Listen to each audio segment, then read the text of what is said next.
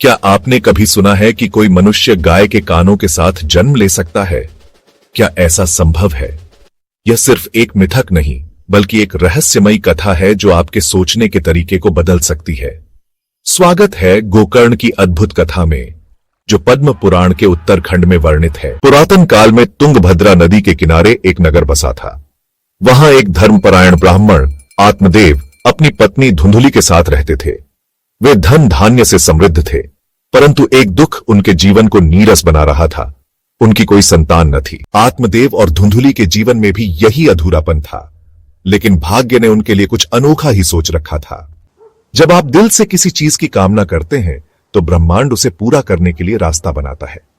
आत्मदेव के जीवन में यह रास्ता एक सन्यासी के रूप में आया। अपनी व्यथा से ग्रसित आत्मदेव वन की ओर चले गए।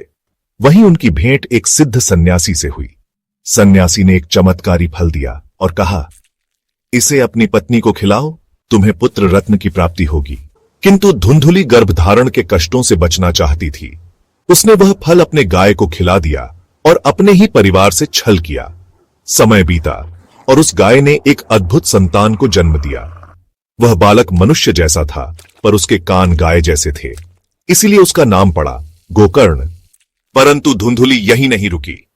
उसने अपनी बहन के पुत्र को चुपके से गोद लिया और उसे आत्मदेव के पुत्र के रूप में प्रस्तुत कर दिया। वह बालक बड़ा होकर एक दुष्ट प्रवृत्ति का निकला। बड़ा होकर वो अपने माता पिता की वस्तुएं चुराकर मौज मस्ती करता रहा। वही दूसरी तरफ गोकर्ण अब एक युवा ज्ञानी पुरुष बन चुका था। जब अन्याय अपनी चरम सीमा पर पहुंचा, तब गोकर्ण ने अपने पिता को सच्चाई बताई और उन्हें वैराग्य का मार्ग दिखाया।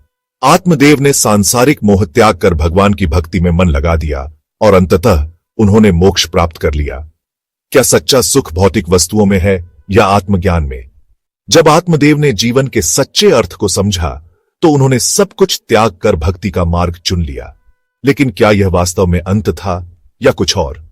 हर युग में, हर काल में सत्य की विजय निश्चित होती है। झूठ कितनी भी चालाकी कर ले, पर वह टिक नहीं सकता।